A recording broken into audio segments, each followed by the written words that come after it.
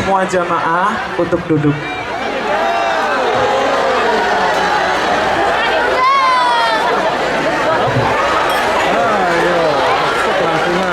Dicoba.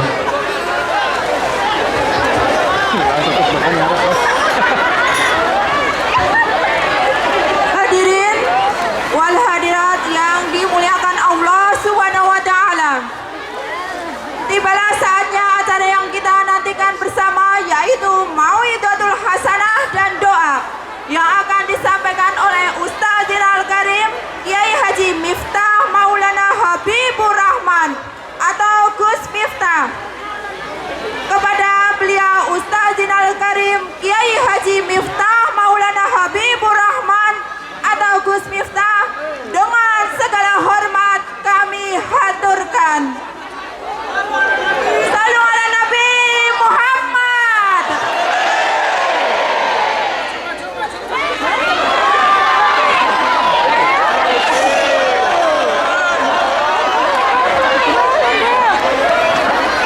Dimohon untuk banser bisa mengamankan.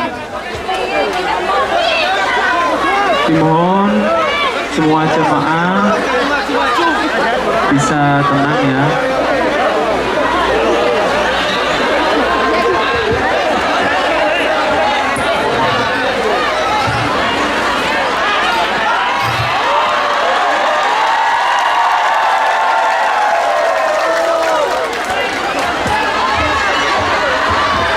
Assalamualaikum warahmatullahi wabarakatuh. Waalaikumsalam warahmatullahi wabarakatuh. Alhamdulillahi rabbil alamin wa kafa. Assalatu wassalamu ala sayyidina Muhammadinil Mustafa wa ala alihi wa sahbihi ahli sidqi wal wafa. Rabbi shrah li sadri wa yassir li amri wahlul 'uqdatam min lisani yafqahu qawli, amma ba'du. Hadratal muhtaramin, para masyayikh, para kiai, para habaib, terkhusus segenap pengurus cabang internasional Nahdlatul Ulama Changhua dan PCI-NU se-Taiwan yang saya muliakan, para pejabat yang hadir di siang hari ini, perwakilan dari KDI dan unsur terkait yang saya hormati, segenap panitia pengajian hari ini yang saya cintai, sahabat-sahabat saya BMI rahimakumullah. Tugu bawan, bakule perawan, perawane ayu, bokonge lemu. Hai sahabat-sahabat saya Taiwan yang cantik dan tampan, izinkan Gus Miftah mengucapkan I love you.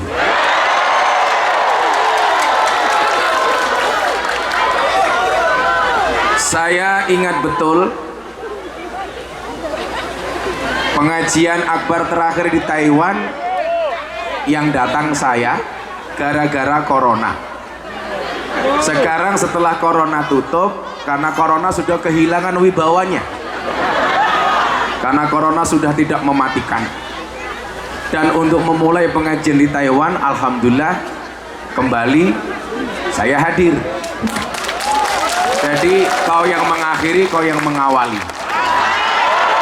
Mudah-mudahan ini pertemuan yang baik dan semuanya mendapatkan kebaikan dari Allah Ta'ala. Belajar dari kasus COVID,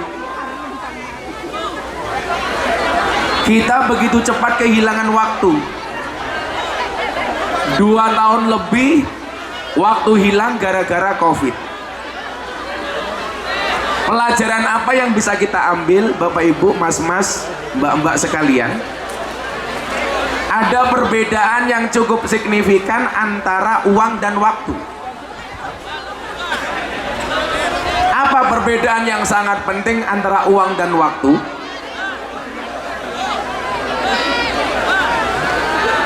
Silakan untuk mengkondisikan yang di depan duduk, karena yakinlah mereka datang pengen melihat wajahku, tidak pengen melihat bokongmu.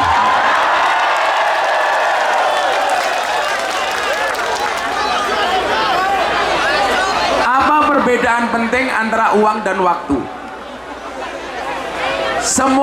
Semua orang bisa tahu berapa sisa uang yang dia miliki, tapi tidak semua orang tahu berapa sisa waktu yang dia miliki. Tapi anehnya apa? Banyak orang kehilangan waktu demi uang, dan banyak orang bersedih ketika kehilangan uang, namun tidak pernah bersedih ketika kehilangan waktu. Uangmu ada berapa bisa kamu lihat di tabunganmu, tapi sisa waktumu tinggal berapa tidak pernah bisa kamu ketahui dimanapun berada, berapapun sisanya. Disitulah kenapa kemudian dikatakan al-waktu asmanu minaz zahab. Waktu itu lebih berharga dibandingkan emas. Saya melihat sahabat-sahabat saya di sini ada yang udah puluhan tahun di Taiwan. Pertanyaannya adalah, apa yang sudah bisa kita lakukan selama puluhan tahun itu di Taiwan? Mungkin jawabannya apa? Ada yang jawab, Gus, saya sudah bisa bangun rumah saya di desa. Bagus. Gus, saya sudah bisa menyekolahkan anak saya sampai perguruan tinggi. Keren. Atau mungkin juga ada yang bilang, Gus, puluhan tahun saya di Taiwan. Kenapa? Saya sudah bisa nambah apa? Istri.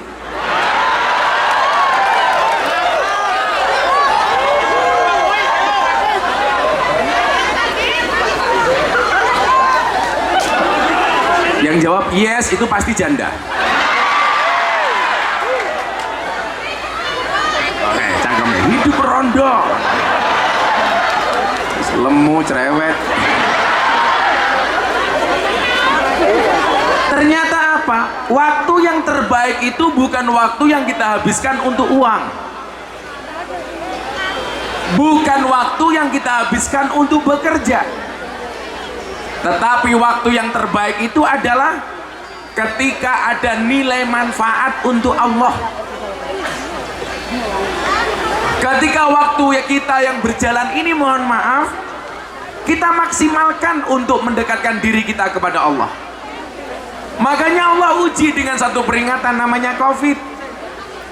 Bagaimana kita bersikap dengan COVID itu?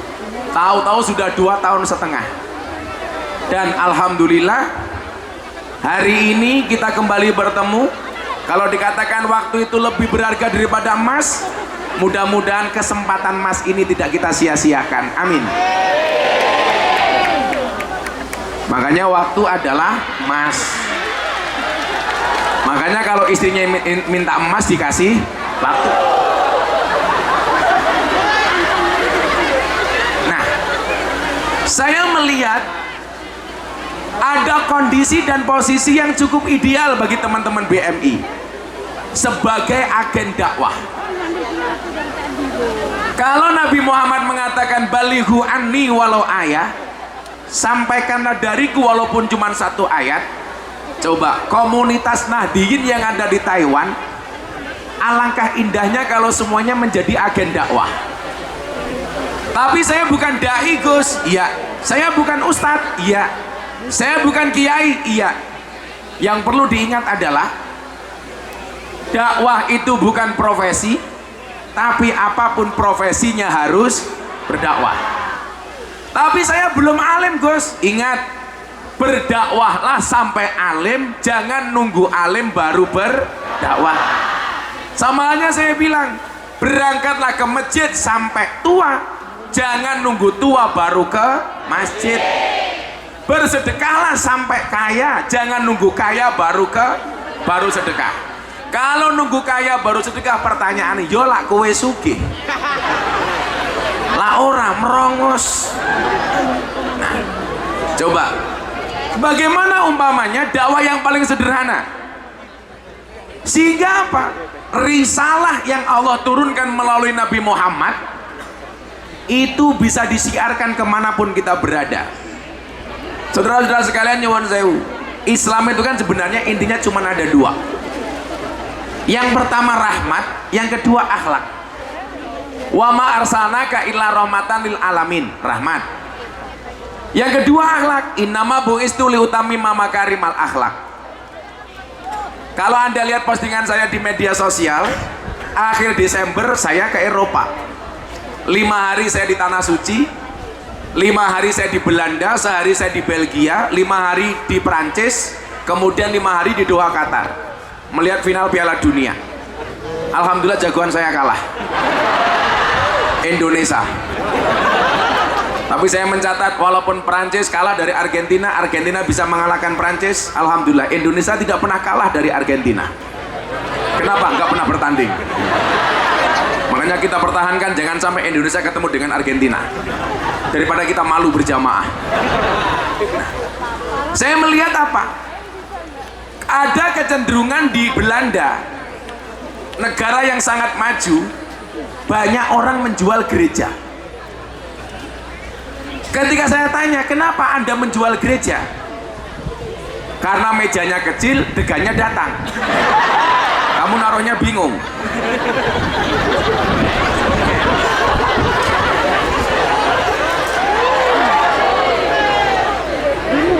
Lah wedangnya oke, mejane ciut gue goblok kok.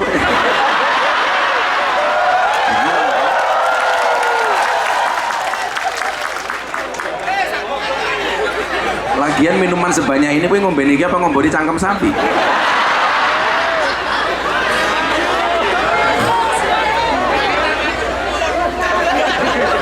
Ini apa mas? Ininya nggak usah dibuang saja, atau dibalik saya nyuguh kamu ngaji di sini. Sing ngomongi kopi sapa goblok banyu putih yo cok iki lho.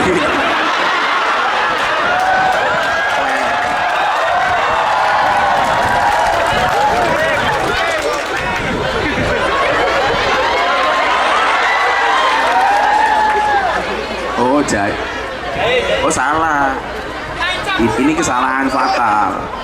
Ini kencur itu untuk dimamah ora dikum goblok. Kok matrusun sing meneh kuwi sapa kok matrusun? Saya pikir jahe ternyata kencur. Kalau ini kopi. Kenapa saya suka kopi mbak? Tolong Anda segera ngopi, karena hidup itu butuh inspirasi bukan halusinasi.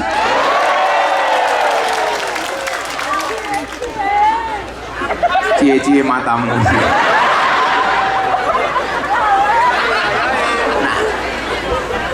ketika berbicara rahmat dan akhlak, coba kita lihat negara-negara maju. Kalau di Asia seperti Jepang dan Korea, apa yang membedakan antara negara-negara itu dengan Indonesia? Bedanya satu.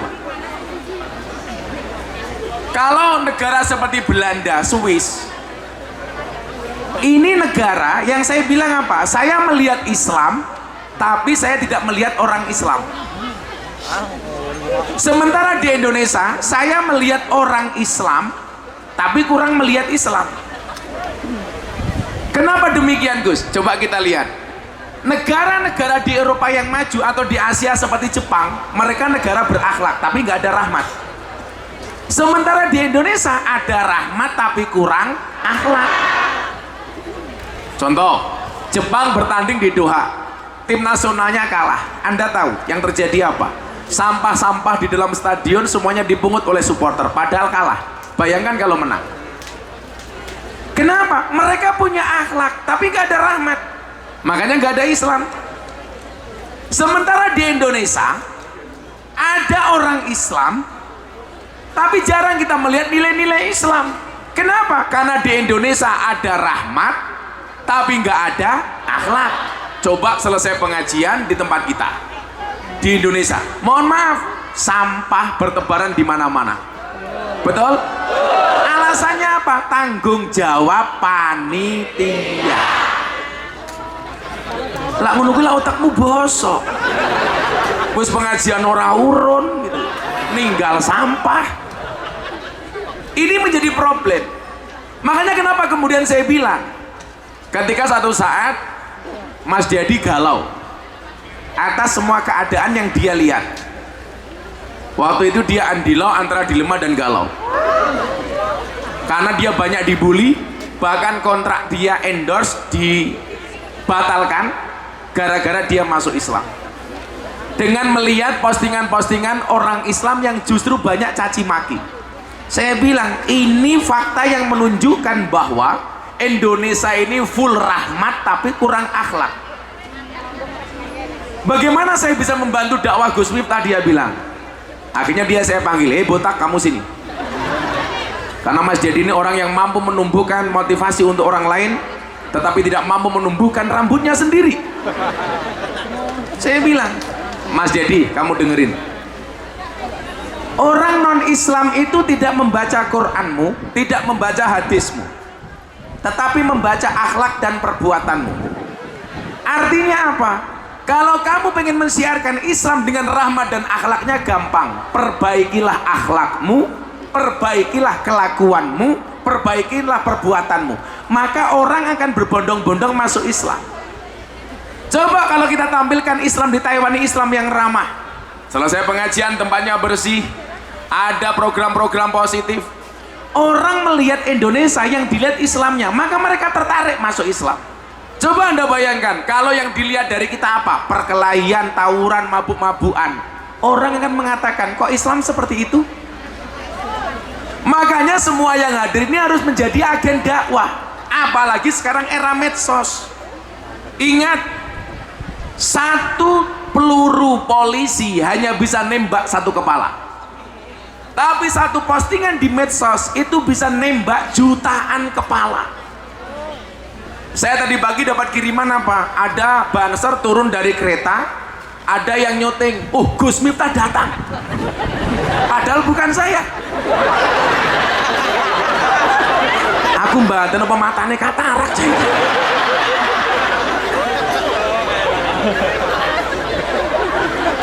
Semoga yang ngambil gambarnya ada di sini. Tapi kalau dilihat dari kualitas gambarnya sih HP-nya cross.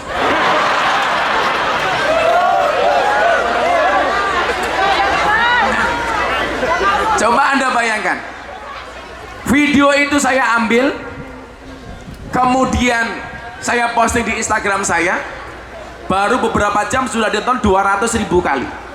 Bayangkan kalau semua di antara kita ini agen dakwah. Caranya bagaimana? Postinglah yang penting, jangan yang penting posting. Cari pendapat-pendapat yang bagus. Coba kemarin Mas, ada survei di TikTok. Tagar paling banyak tokoh nasionalis yang ada di TikTok itu siapa? 10 nama besar. Itu hampir semuanya pejabat, pengurus partai, pejabat politik. Satu-satunya dari survei 10 besar itu yang menduduki nomor 2, tagar paling banyak kiai cuma 1, Gus Miftah. Artinya apa? Coba kalau sahabat-sahabat saya BMI memaksimalkan medsosnya untuk dakwah. Postingan-postingan yang bagus di repost, di share ulang.